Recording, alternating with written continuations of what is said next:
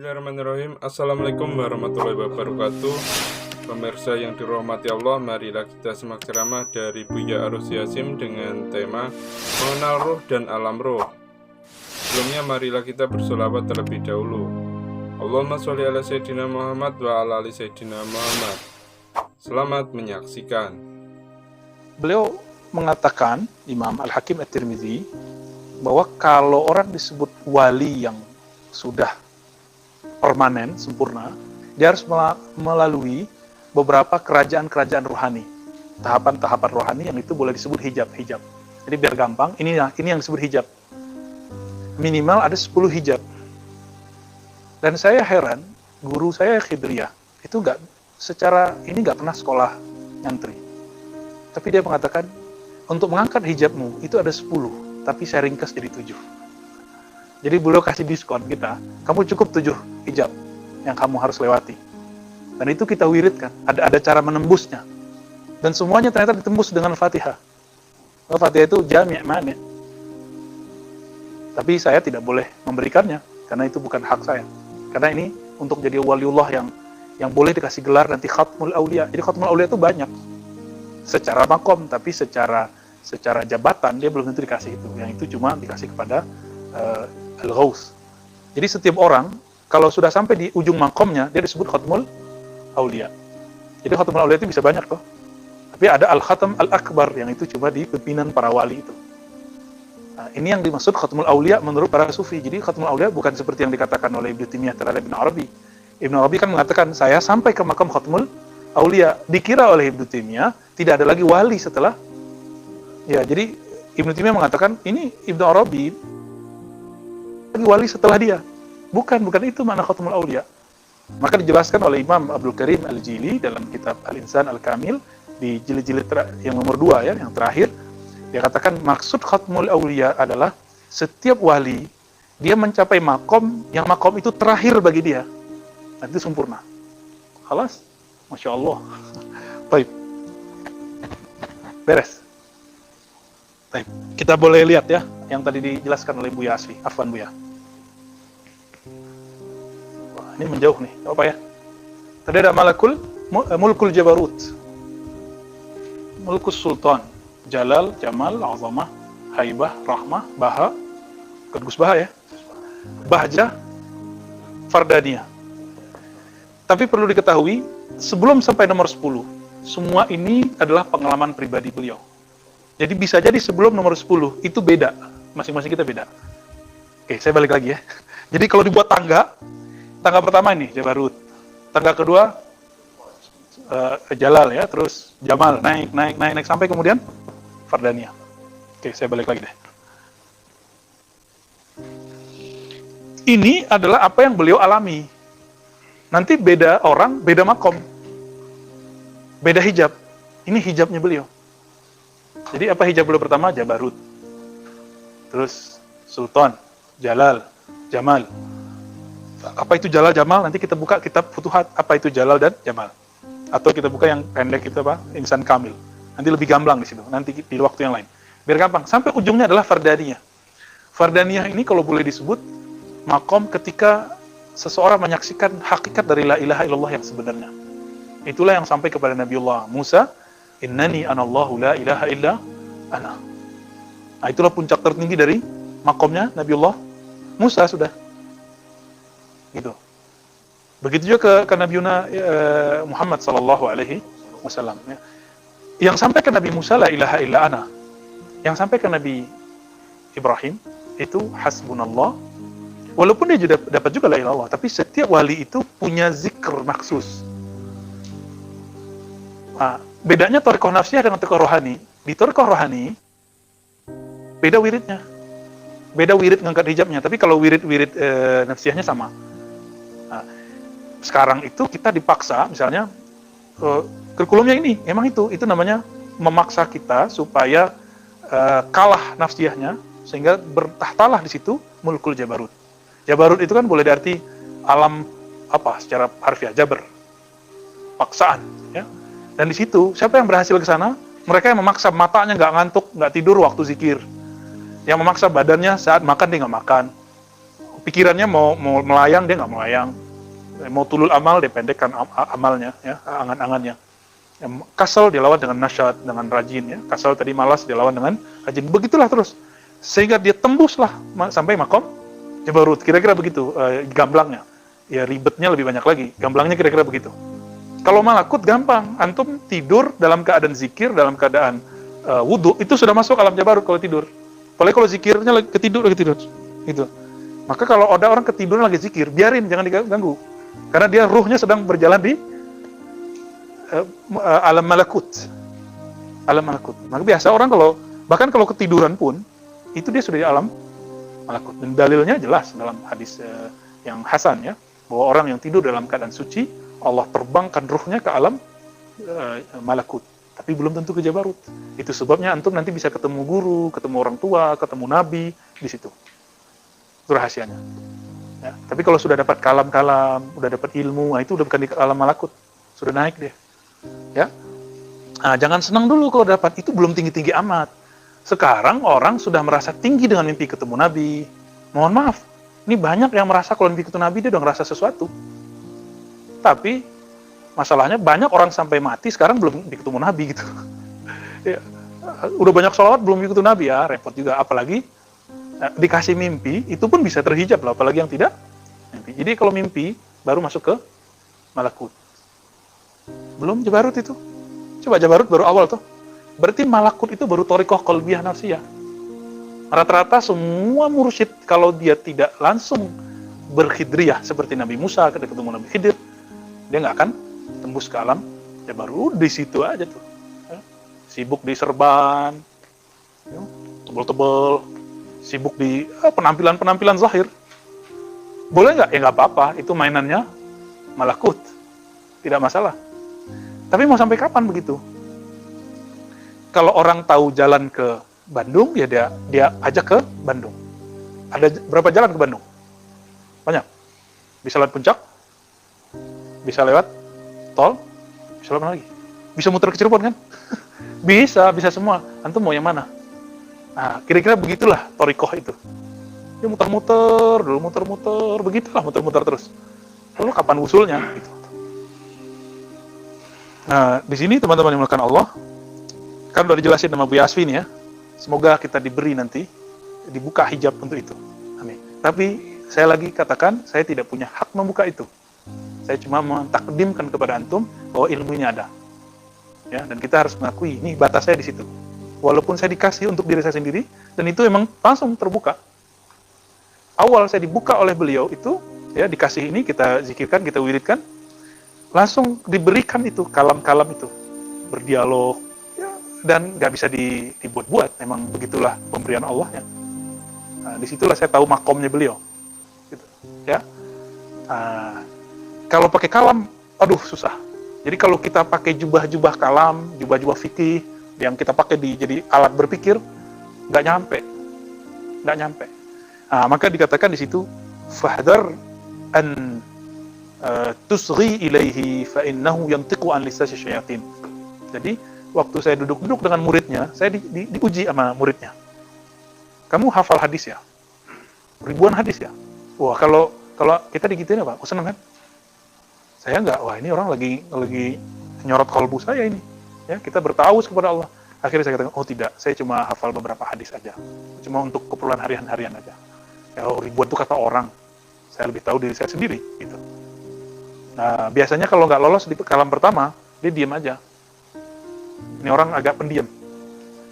Ternyata dia ngobrol sampai ada lama lah. Saya lupa berapa lama itu ngobrol. Nah, teman saya bilang, ini jarang-jarang loh. Orang ini mau ngobrol panjang-panjang.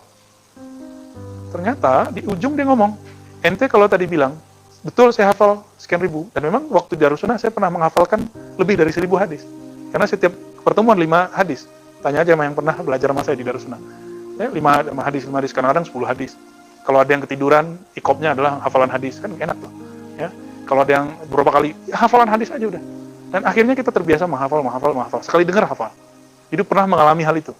Tapi bikin sombong. Karena di kolbu masih ada kiber sedikit. Atau banyak. Kita kan nggak tahu. Nambah ilmu, nambah kiber. Ini hati-hati loh ya. Sombong itu ada sedikit saja. Nambah cantik, nambah gagah, tambah sombong. Nambah rumah, Apalagi nambah istri. Nambah buku, nambah bacaan, itu dia tambah gede tuh. Jadi ke benalu. Coba lihat benalu, pohonnya kecil, dia kecil. Pohonnya besar, dia besar. Benalu inilah yang menghalangi tumbuhnya, membesarnya satu pohon. Nah, pohon rohani ini, jangan biarkan ada benalu kibir. Kibir ini pun awal. Kalau sudah ada kibir, nanti muncul ujub. Ya, kemana-mana perginya udah. Ya, ini yang kita sebut apa? Kayak orang sakit gula.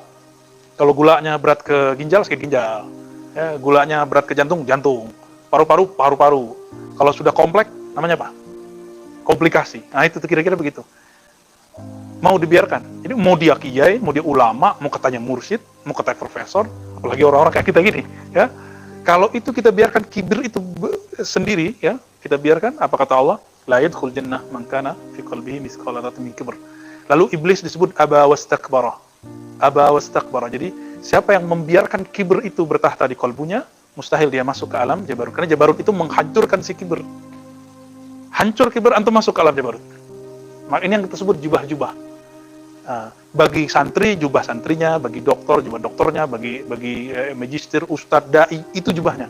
Bahkan wallahi, gelar habib, gelar kiai, gelar wali, gelar mursyid, itu semua hijab. Itu jubah-jubah yang menghalangi kita masuk ke sana. Jadi kalau antum nih masih mikir, gua kan, nah gitu, saya kan, udah, ya salam, ya, di situ aja terus. Di situ aja terus. Gak akan berubah-ubah. Gak akan berubah-ubah.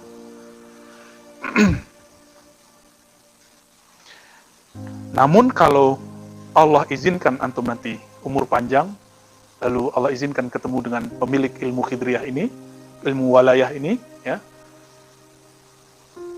maka nanti akan sampai di taraf berikut. I'lam anna Allah tabaraka wa ta'ala arrafal ibada asma'ah. Ini yang pernah saya bahas kepada beberapa teman-teman, ya. Allah kenalkan si hamba nama-namanya, bukan ism, asma'. Ini yang pernah saya cerita, mursyid Haqqani sekarang, Maulana Hisham Kebani, tahu? Itu bermimpi dan dia belapor, itu ada di YouTube. Bahwa ini bukan masalah cuma teks, tapi emang faktanya ada. Maulana Hisham, apa kata beliau? Ya Sayyidi, ra'aitu fil manam. Wahai tuan guruku, aku melihat di dalam tidurku. Ada seorang yang dia sebenarnya itu Imam Mahdi sebenarnya. Ya, seorang imam yang memberikan aku nama, bahwa namaku adalah Samir Zainal Abidin, dan mengabarkan kepadaku bahwa aku nanti adalah salah satu yang ikut bergabung dalam tentara Al-Mahdi. Ya, kalau enggak mungkin belum akan menyongsong itu, ya, mungkin murid-muridnya nanti jadi pengikut Al-Mahdi. Jadi dikabarkan oleh beliau, oh ya, ditakrir oleh Maulana Nazim. Tapi sayang, dua tokoh ini dianggap sesat oleh sebagian orang yang tidak paham ilmunya. Ya, saya termasuk dulu yang menganggap beliau sesat tahun 2005-2006. 2005-2006 sampai 2007, saya termasuk mengatakan Haqqani kafir. Bukan hanya sesat, kafir. Karena membaca buku-buku orang yang menyerang beliau. Sampai kemudian dapat karya-karya dan beberapa yang, oh ini nggak ada masalah ini. Bahkan sanad torikotnya kita lihat. Waktu itu kan online baru, ya, tahun 2007-2006 itu kan susah. Kita kalau mau online masuk ke, apa namanya dulu? Warnet. Itu zaman-zaman Ustadz Eka tuh, ya, zaman warnet. Ya, masih dapat gitu. Tapi enggak. Alhamdulillah. Teman-teman, Allah Ta'ala kalau sudah hambanya ini begini, maka diberikan nama. Tapi masalahnya lewat siapa? Ada yang langsung dari Allah. Kayak tadi tuh dikirim secara rohani, dikirim ke Maulana Hisham. Berarti bukan Maulana Hisham tuh, tapi Maulana Hisham dikirim kabar. Gitu. Bukan Syekh Maulana Nazim juga, bukan Syekh Maulana Abdullah Faiz Dagestani juga, tapi mereka dikabarkan ada, gitu. Nah, ini penting sekali. Berarti bukan mursyid antum itu juga, gitu. Kan kita banyak mursyid nih. Nah, jangan diadu di sini. Ini bukan bagian untuk ngadu-ngadu tarekat nafsiyah dengan tarekat rohani. Ya, itu beda. Tarekat nafsiyah amalan kita hari-harian. Tapi yang rohani ini ma'rifatullah yang harus kita pakai. Jadi ini yang kita sebut nama-nama rohani. Nama-nama rohani. Nah, ada beberapa yang sudah dapat, ya. Ya, 2 atau 3 nih. Ada yang udah dapat, yang saya mintakan kepada beliau. Wa ana asifu laka hadzal bab wa likulli ismin mulkun atau malikun. setiap nama itu ada pemiliknya. Wa kullu malikin sultan. Setiap pemilik itu adalah sultan. Maka di jamaah beliau disebut itu ismu sultan. Di ruh itu disebut namanya nama sultan. Tahu dari mana coba kalau beliau tidak ngambil ilmunya langsung ke Jabarut? Gitu. Kalau nggak bisa, nggak mungkin. Orang nggak bisa baca kitab kok. Seperti antum baca kitab mungkin lebih jago Buya Asfi, ya. Dan saya memang mengagumi bacaan Buya Asfi dari dulu, ya. Keren kalau dia baca tuh keren. Alhamdulillah, ya, berkah lah. Wa fi kulli malikin majlisun wa najwa wa hadaya li ahliha. Di setiap kerajaan pemilik, atau kalau kita baca mulkun, majelis, ya. Kalau kita malikin, setiap raja mempunyai majelis. Dan najwa, apa arti najwa? Berbisik-bisik, ada tempat ngobrol di situ. Wa hadaya li ahliha, dan hadiah-hadiah. Ini hadiah-hadiah inilah yang kita sebut dengan bisa ma'rifatullah, bisa hakikat. Apa beda ma'rifat dengan hakikat? Kan ada syariat, thariqat, hakikat, ma'rifat. Semua itu adalah syariat. Cuma kenapa kita pisah? Ada syariatnya syariat, ada thariqatnya syariat, ada hakikatnya syariat, ada ma'rifatnya syariat. Itu maksudnya. Semua ini adalah syariat. Syariatnya ruku, kita udah tahu. Punggungnya lurus, tangannya di mana, terus baca apa. Thariqatnya bagaimana? Dibacalah subhanallah, itu thariqat. Jadi setiap orang sudah baca subhanallah bihamdi, dia sudah berthariqat. Lalu apa hakikatnya? Hakikat itu dia kemudian meyakini bahwa ini milik Allah, yang maha suci Allah. Apa ma'rifatnya? Nah, inilah laduni di situ. Dan ini beda orang, beda masing-masing itu udah beda. Nah, ini yang disebut ma'rifat di situ, ya. Kalau dia baru di akliyat, maka dia melahirkan makna-makna akal. Oh, subhana, maha suci. Ma'rifatnya baru ma'rifat akliyah. Kalau dia baru kelas terjemah, ya nerjemah. Capek nggak nerjemah lagi sholat? Bismillahirrahmanirrahim. Capek. Apalagi yang baru belajar terjemahan. Apalagi yang baru belajar tamyiz, kan? Melelahkan. Coba tanya kepada ahli-ahli zikir, nggak mungkin menerjemah lagi sholat. Yang ada meresapi ayat itu tanpa perlu menerjemah. Ternyata tips belajar bahasa asing juga begitu. Jadi kalau kita dengar bahasa Inggris, jangan pikirkan terjemahannya. Jadi jangan think in English kalau kita speaking in English. Think in Arabic, tafakkar fil Arabiyah, in kunta tatakallam bil Arabiyah. Jadi kalau kita ngomong Arab, jangan diterjemah pakai bahasa Indonesia di dalam. Lama, ya. Mirip-mirip begitulah. Dan teman-teman, ini saya dikabari beliau waktu bulan puasa. Apa kata beliau? Jadi saya mempertanyakan, apa emang ada ismu sultan itu? Ism rohani, nama rohani, nama lembaga kejiwaan. Jadi kita, mulkun itu boleh artikan lembaga rohani. Lembaga rohani ini punya nama. Istana ada nama tuh, jalan di situ ada nama, di dalamnya benda-bendanya, bangunannya ada nama.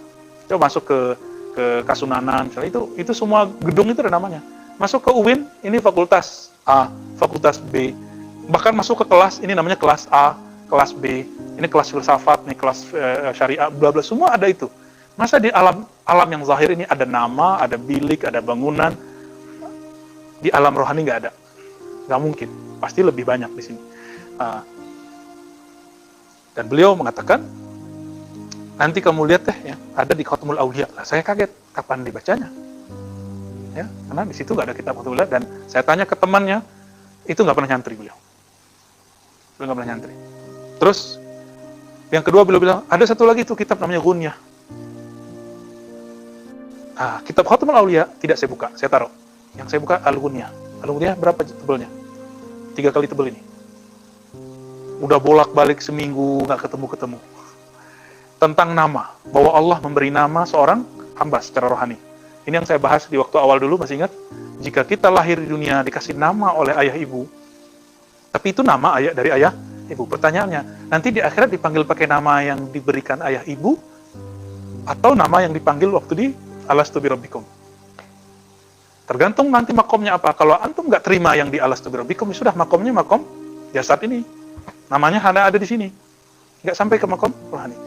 Jika di sini kita berKTP, ya, ada kartu BPJS, ya kan, kemana-mana bayar karcis, emang di sana enggak?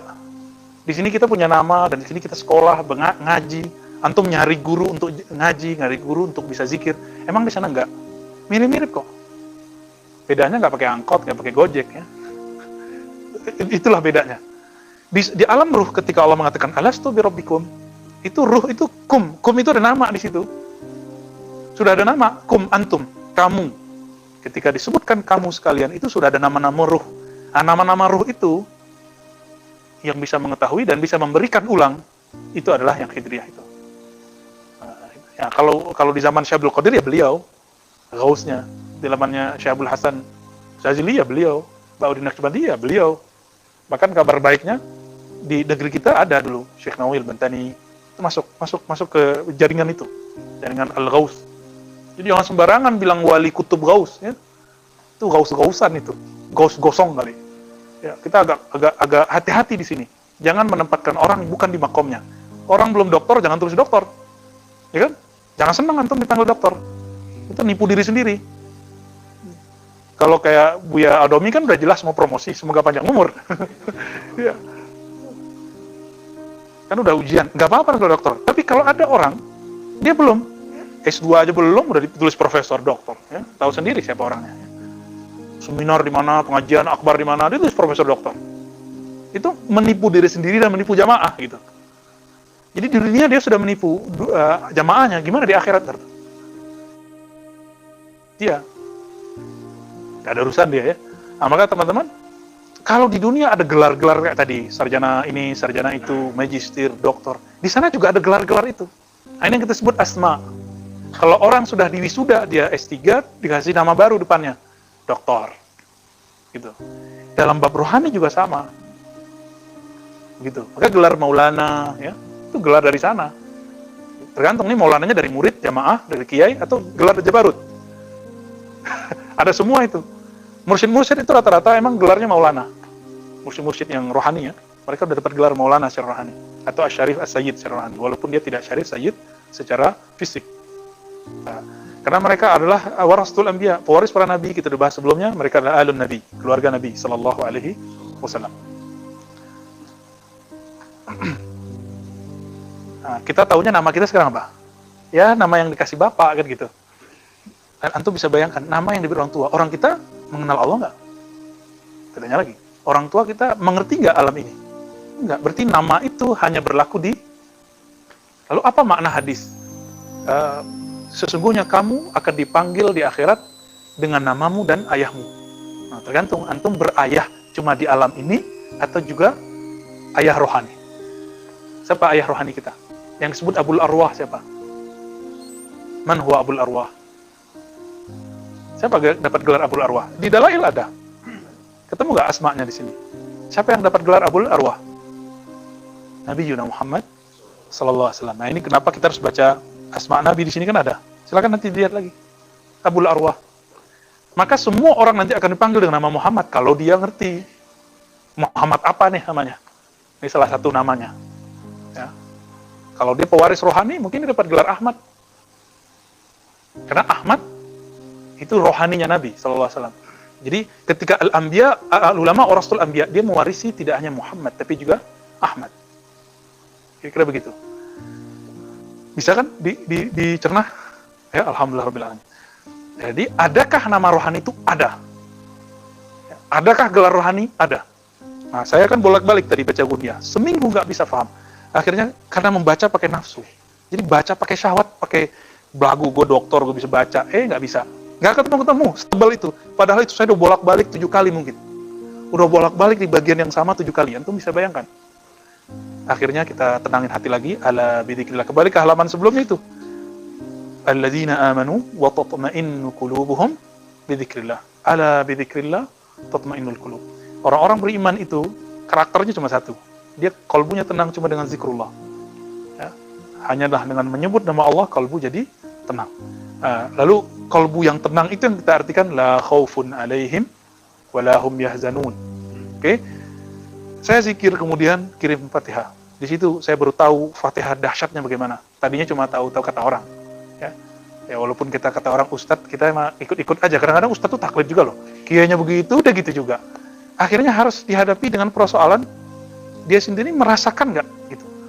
Mulailah ya baca Fatihah untuk Nabi. Kemudian kepada orang yang menyuruh itu, guru saya, dan pengarang kitabnya, Sidi Abdul Qadir Jilani. Tenang-tenang zikir. Ya. Saya buka lah teks. Pertama yang kebuka, bab bagian tasawuf. Berarti sudah 10% terakhir. Lalu kita buka halaman pertamanya, nggak ketemu. Dibuka di halaman keduanya, langsung ketemu cuma 2 baris. Cuma 2 baris. Kalau murid sudah berganti sifat dari sifat basyariyahnya, dan dia menjadi fana, itu yang disebut kuntu, sam'ahul ladzi yasma'u bi, kembali ke hadis yang tadi baca Buya Asfi, maka dia menjadi murad. Jadi murid itu dia yang berkehendak mengenal Allah. Tapi ketika dia sudah habiskan sifatnya, dia buang hijab-hijab itu dengan izin Allah, maka dia berganti menjadi murad. Dia yang diinginkan Allah. Berubahlah namanya dari nama orang tuanya yang dikasih orang tua menjadi nama yang ada di sisi Allah. Nah, yang dikasih hak itu cuma Ghaus. Di zaman beliau Ghausnya adalah Al-Hakim At-Tirmizi. Dan saya kasih tahu, saya bukan Ghaus. Ya, jadi jangan minta nama itu kepada saya, tapi saya bisa mintakan kepada ahlinya. Gitu. Dan kita harus tahu makom kita. Jangan berbicara di makom yang bukan makom kita. Kalau saya ngasih antum nama, itu bukan nama Ghausiyah, bukan nama sultan. Itu nama gelar mungkin persahabatan, perguruan, atau suhbah. Nah, itu gelar-gelar, ya boleh lah. Nanti bisa jadi syafaat solihin lah nanti kita. Ya. Tapi kalau yang itu sudah permanen, ruhnya berarti positif, percikan dari Nur Ahmad, Nur Muhammad tadi. Ya, tinggal dipertahankan kalau nanti dapat. Ya. Nah ini teman-teman, ini yang paling inti sebenarnya di bagian bab ini ya. Jadi arrafallahu al-ibad asma'ah. Nah, kalau antum sudah faham sampai ke belakang, di bawahnya coba lihat. Wa huzuzul muhaddatsin wa hum khasatul awliya mulahasatu tilka sifat wa isyraqu nur tilka sifat ala qulubihim wa fi sudurihim. Jadi asma-asma ketika mereka tahu cara mengolahnya, nanti akan ada karakter-karakter di situ. Ya. Jadi Al-Ghaus ini dia punya pemahaman terhadap lembaga rohani. Dia pandang kita sekali, bahkan nggak melihat kita, cuma kasih nama jasad. Dia langsung bisa nanti melihat rohaninya, nama rohaninya ini, lembaga-lembaga rohani di belakangnya, sultannya apa, jabarutnya apa, nanti dia tahu semua. Dan itu bagian dari khususiyah warasatul anbiya. Ya. Ya sama lah kayak dokter tahu kan cara ngurusin pasiennya, taruh begini dan segala macam. Oke, kira-kira itu teman-teman yang melakukan Allah. Ditutuplah dengan satu ayat di sini, walaupun di sini bukan penutup. Huwal awwalu wal akhiru wal zahiru wal batin wa huwa bikulli syai'in alim. Ya. Allah lah yang maha awal, dialah yang maha akhir, dialah maha zahir, dia yang maha batin. Yang zahir di situ adalah ma zahara ala qalbin atau ala ruhi ibadihi. Kira-kira itu. Semoga nanti kita menemukan isim ruh kita sendiri, ya, yang saya dikabarkan beliau bisa di dunia ini, bisa antum tak saat sakarat, bisa nanti udah mati, pasti alam barzakh, itu bisa nyari nanti. Kalau enggak, nanti terakhir di akhirat. Akhirat itu panjang lagi, di padang mahsyar. Nah, coba masih ingat nggak teman-teman? Riwayat Nabi Adam didatangi oleh umat manusia, minta syafaat. Itu minta nama sebenarnya kalau bahasa kitab ini. Ya, minta nama itu. Masuk nggak saya daftar syafaat? Apa kata Nabi Adam? Loh, saya nggak punya hak. Saya nggak punya hak. Nabi Adam itu punya hak, masa mursyid punya hak? Ya, masa cuma baca kitab ini dapat hak? Nah, jangan sotoy gitu ya. Jadi kita baca kitab ini, kita tahu batas-batasan kita. Turun ke, apa kata beliau? Cari Nuh. Dialah Nabi pertama di bumi. Datang Nabi Nuh bilang apa? Tuh, saya punya banyak salah. Datanglah ke Ibrahim. Ibrahim bilang, oh saya pernah bohong 2 kali, nggak pantas. Jadi bagi mereka, kesalahan kecil ini membuat mereka merasa tidak pantas. Nah, kita setiap hari buat salah, terus merasa pantas. Ya, kayaknya nggak pantas dapat nama deh gitu. Terus ke Nabi Musa. Nabi Musa mengatakan apa? Saya punya kesalahan banyak, mukul orang, ya kan? Terus sampai ke nama Nabi Musa apa? Jadi kalimullah itu nama Allah yang kasih.